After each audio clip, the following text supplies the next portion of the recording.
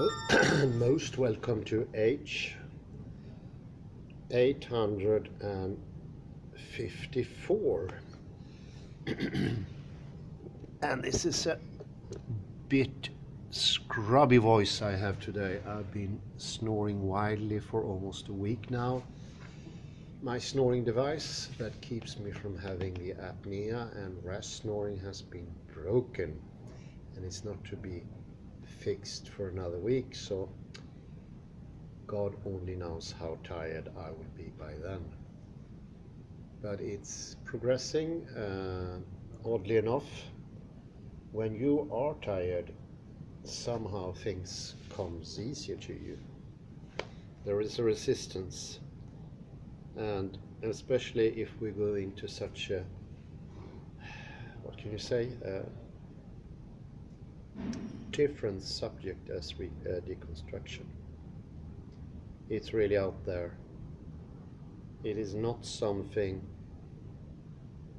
that we normally encounter, definitely not in the Swedish discourse.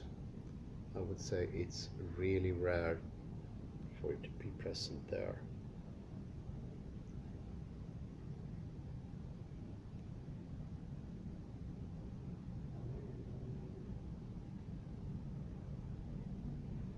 It is an odd thing. It doesn't let itself be defined. It doesn't let itself be captured in any regular manner.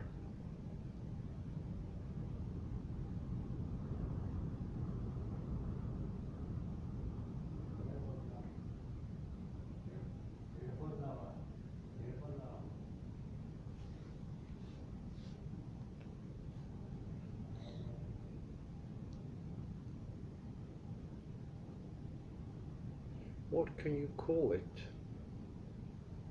How could you capture something that doesn't have form, doesn't have distinctions, who doesn't have something you can normally point to in a regular manner? How do you go about doing those things?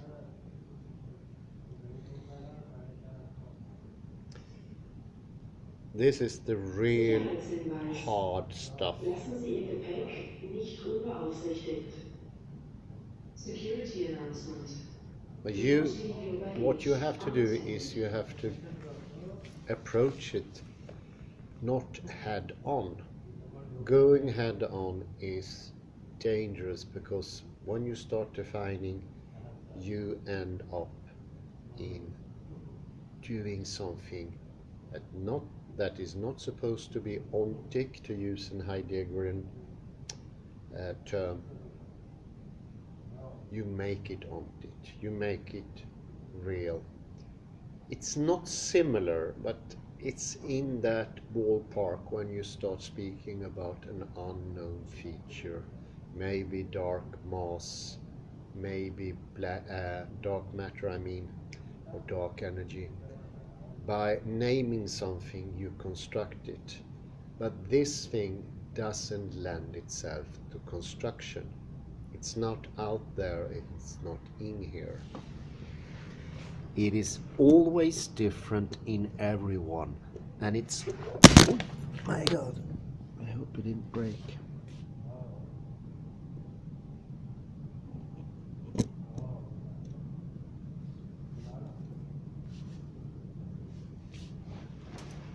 Well, you see, I am definitely tired. There's no doubt about that. It doesn't lend itself to be captured, and you have to approach it very, very careful. But on the other hand, this is the only thing where the realization have to in some manner be completely instantaneous. You just realize it's not there. It is nothing.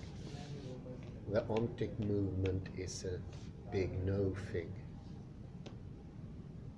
And I think I have three different aspects here, three different sides to the matter.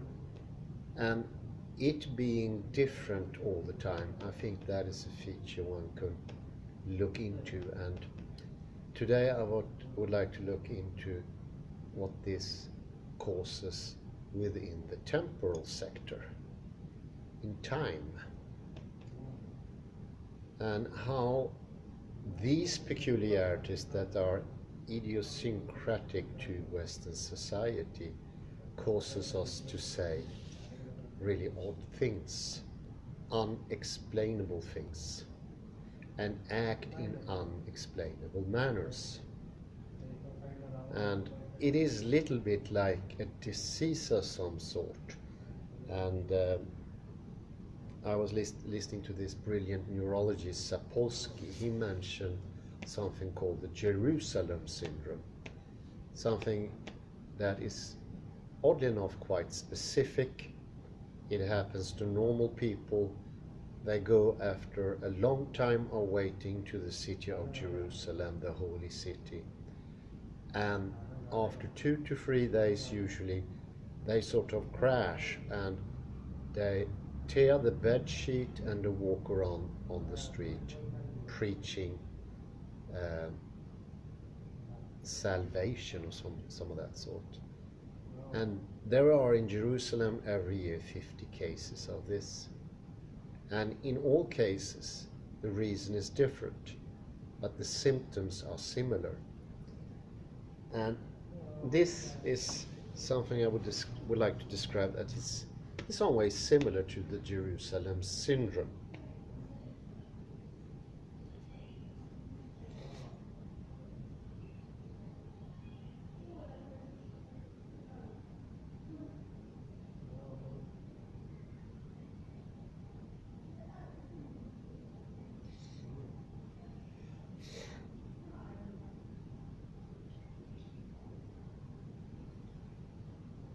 And this is the movement of time, how time moves, how it differs from time to time, and that it has its very own features, and it's mysterious, and you can learn from it, and you can develop in time, with time, as time.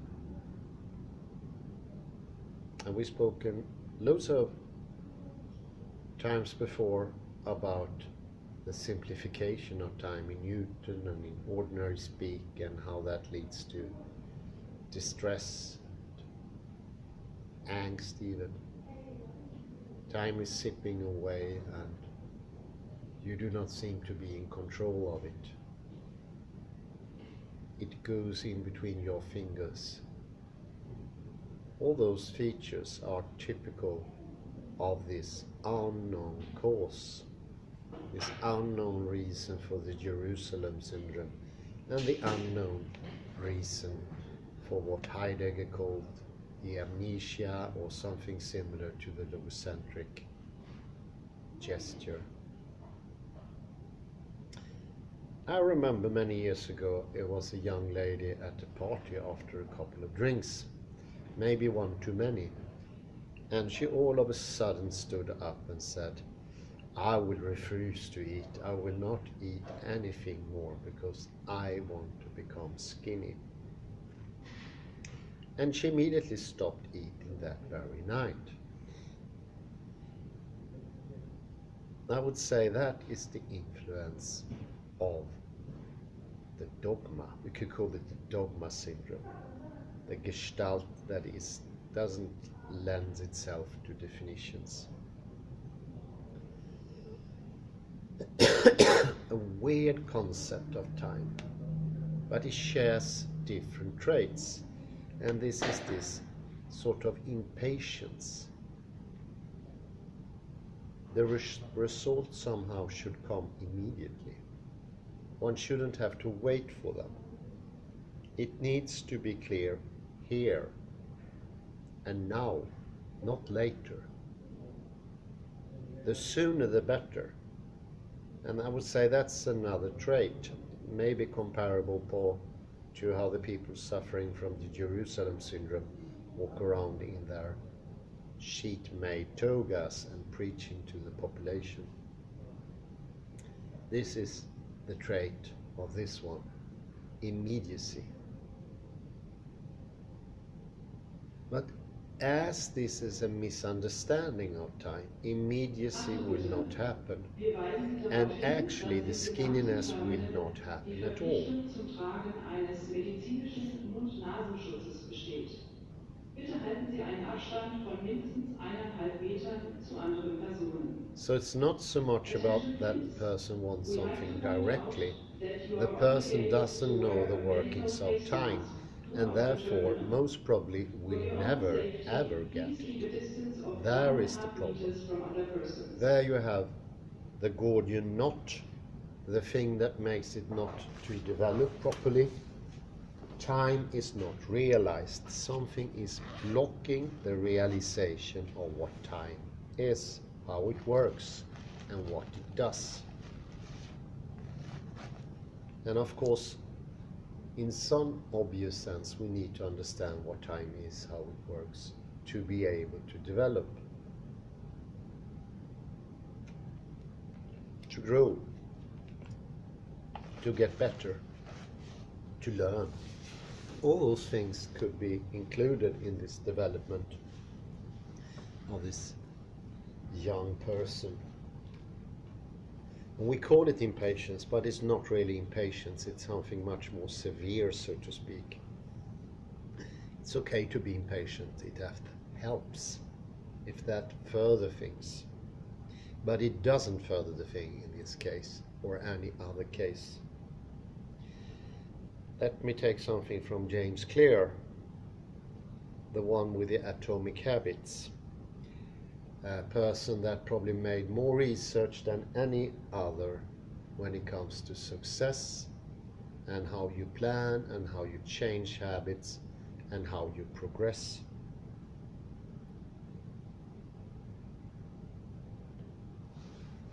When there is no success, it is always, without exception, this thing I just call impatience. There are no other reasons. That's what he found. It is always impatience at some level.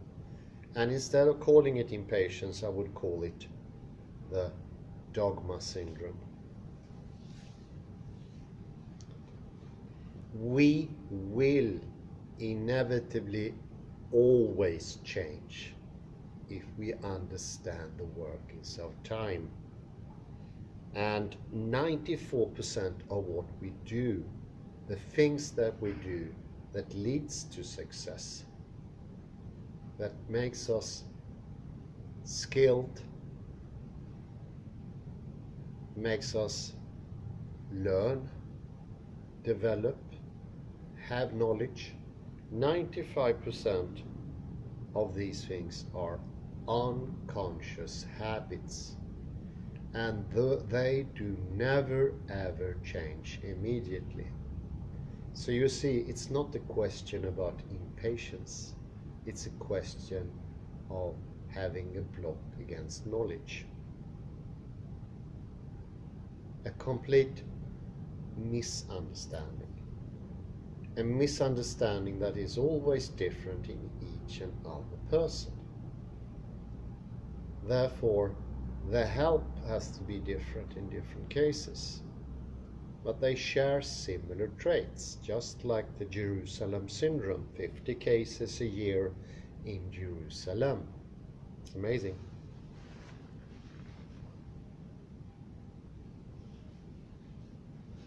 The proof from this is coming from Benjamin Libet and all the others that succeeded him.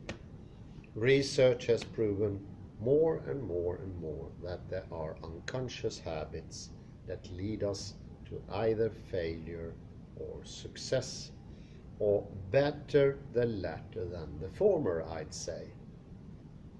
It's better to succeed than to fail. Why do so many people in the Western culture fail with their business, with their endeavor? Well, I would say it's this Dogma Syndrome. And there are similarities in this very mysterious thing that Jacques Derrida called the lure of the presence or something. Something that is always different in all his writings, but shares some traits that one can point out. This is even more to the point. This is showing that the very idea of having something immediately is the reason for failure, nothing else. Because if we do things step by step, in the time it takes to change the habit, we are bound to succeed with the plan that we originally made.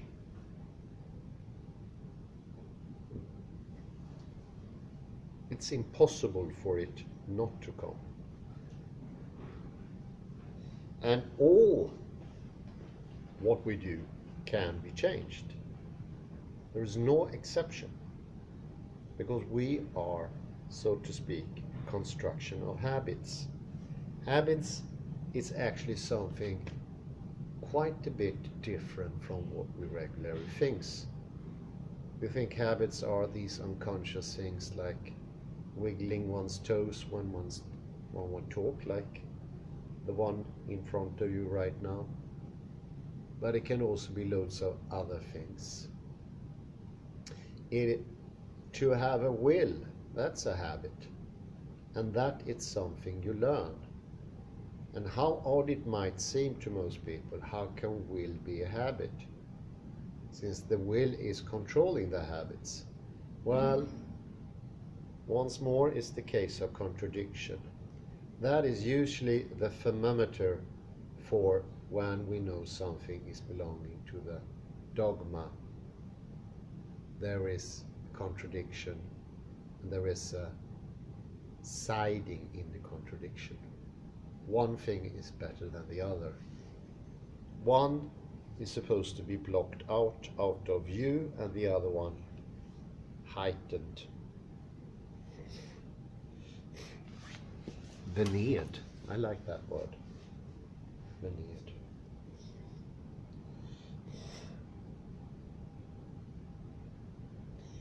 And actually even thinking and habit is the same thing. A human being has somewhere in between 70 to 80,000 thoughts a day. How many of these thoughts are the same?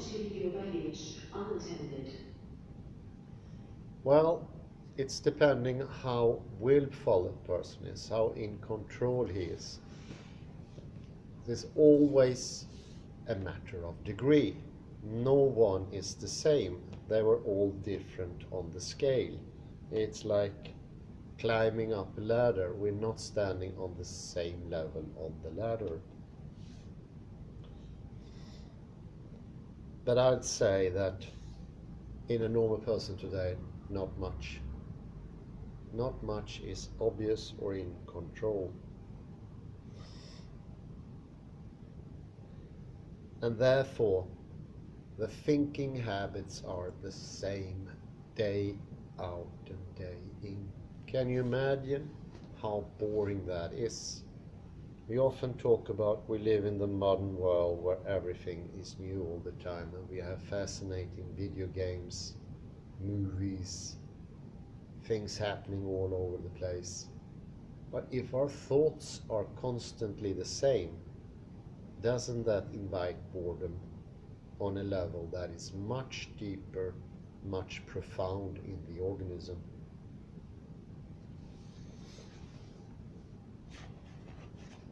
Must be horrible to wake up to the same thinking every day, the same routine. And that routine is not so much what you do, it's what you think.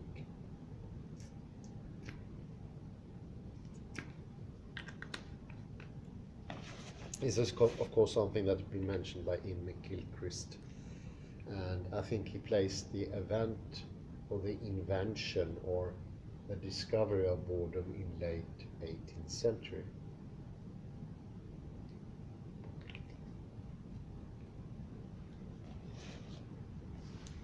I don't think it's too much of an advanced guess to say that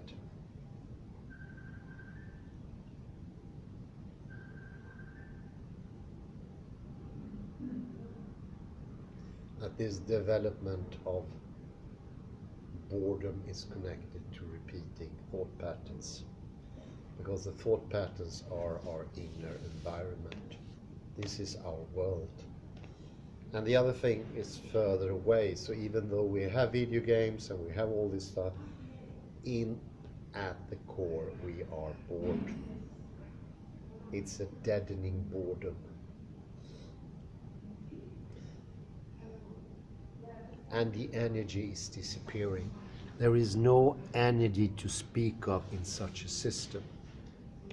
These healthy contradictory forces are constantly nullify each other like in isolated reflection.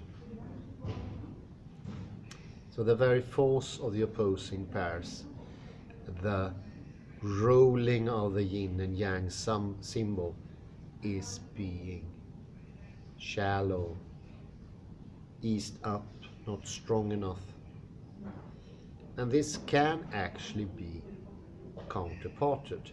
We can do things to change, but the knowledge of how is really, really small in the Western society. Our very Gestalt are all suffering from the Gestalt or Dogma Syndrome. Makes it so much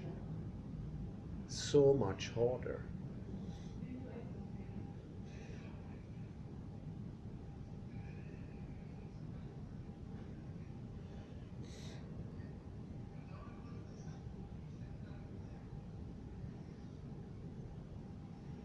The process that I will describe now is a result of a deconstruction. The first one, I think, could be one of the most important things. That is to develop and to understand the importance of appreciating very, very small developments. And I would say this is the most important. Why is that? Because if we understand small developments, we can slowly develop. And we need to learn to appreciate little things. And this is a counterforce to the inevitably other force, the big leap thing. So we need to have this emotion of satisfaction of small things and be happy with them. That is the main thing that leads to success. And that comes both from James Clear and Libet and loads of other things that study this. And this is also acknowledged in Eastern culture, to practice satisfaction of the small, because that ensures that you will continue to do the small developments over and over and over again. You will not give up. And if you linger on, you are bound to succeed in the change.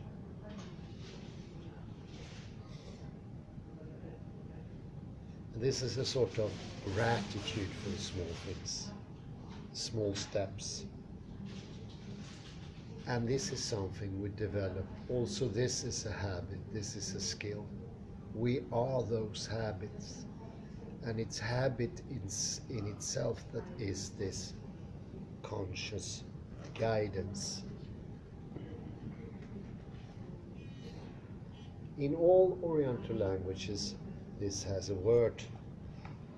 In Sanskrit, it's santosha or santosh. It's the development of satisfaction, gratitude over the small things.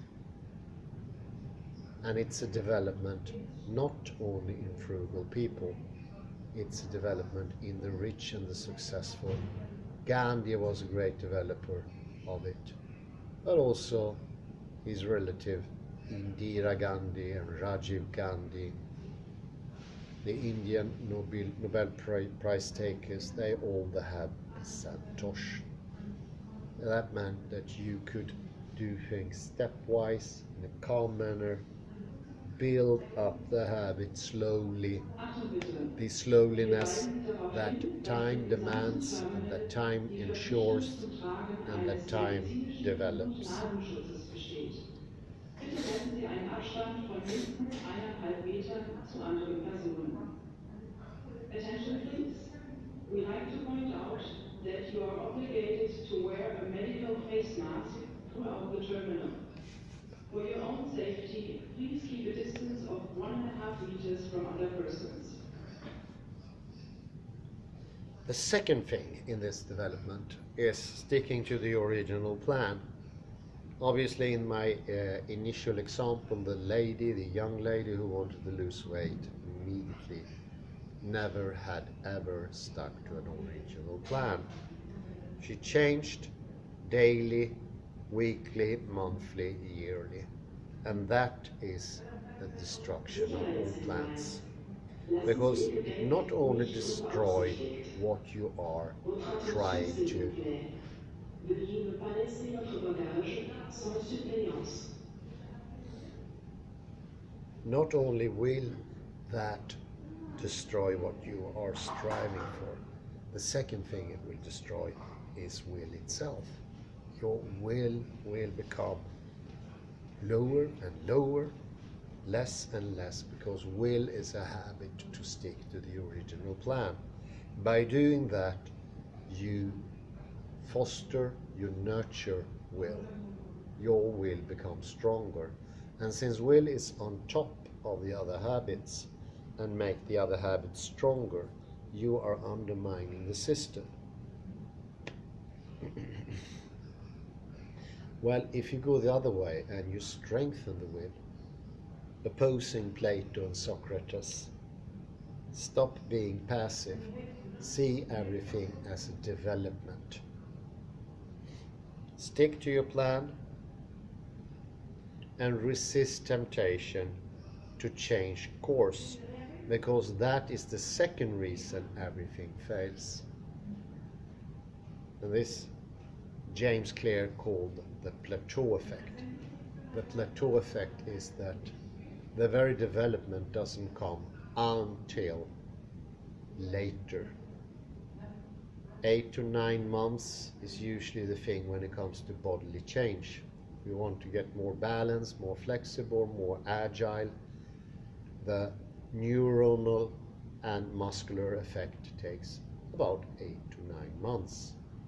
And then they come all of a sudden, all at one time. And to understand that before, it's impossible. You just have to trust the process. And that is asking a lot. It is actually asking quite a lot. And of course the temptation will be even further when you don't notice any change. You will not notice any change. That's the trickery of it.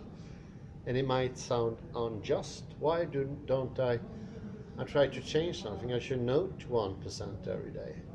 And maybe you don't. Most likely you don't.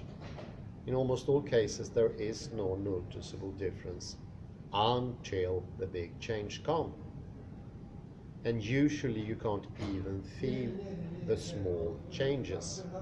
You need to have a complete trust in the system and wait until it all of a sudden changes. And once it changes, it will do that really quick. And this is the turnabout, as William James called it. This is when you have convinced the system to do something else, something it also might don't even want to do, something not tempting for it. There is a resistance.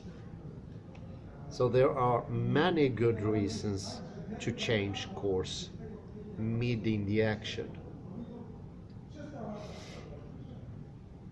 And I think this is an animal can never understand this. It's impossible for it. Therefore they never ever change. So you see what an advantage a human being has. We have the potentiality to change. An animal can't do that. Appreciate that.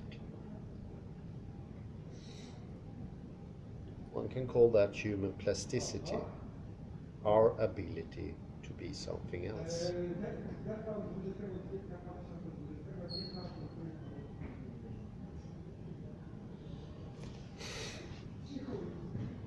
And this is shared by most people who succeed in their intentions.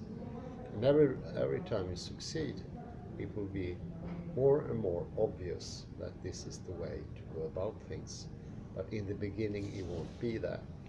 So it has to be an enormous trust in the process. It's like throwing oneself into a waterfall and trust something will catch you. I think that is a phrase of Kierkegaard.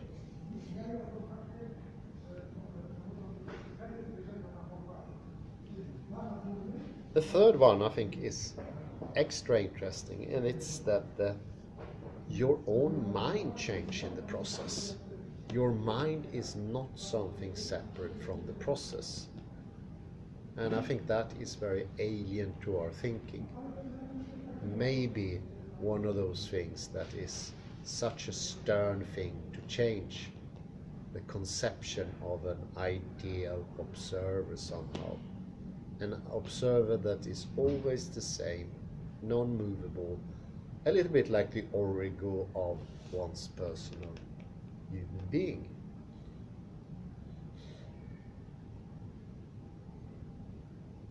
The mind changes in the process. You are not the same.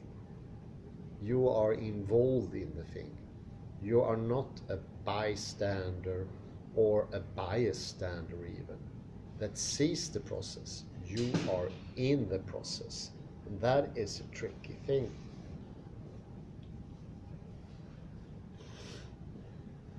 But this also goes to show why it can be so hard to see that there is success and development. If the mind changes at the same time, it will be tricky, at least in the beginning or the whole way through. Because if something changes at the same time, how can you tell anything is new? We are not separable parts. It is a working process.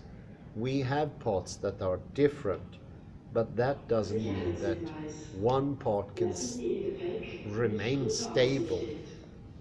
This perfect observation point. It simply doesn't exist as such. It is quite different.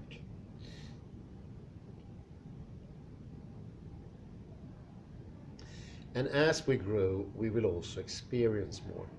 And this is the really rewarding things. The very idea that the world is out there and is complete, and just for you to have 1,000,000 cameras, you would see the whole world. That nonsensical idea leads to you thinking that knowledge is not worth that much. Worth something as notes in a book.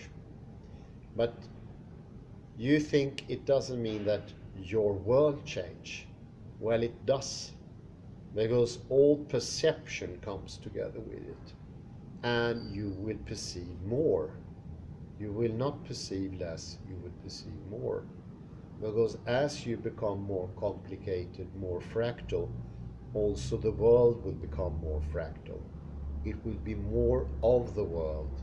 It will be better, will be more lustrous, the color will grow, the features will be more fantastic.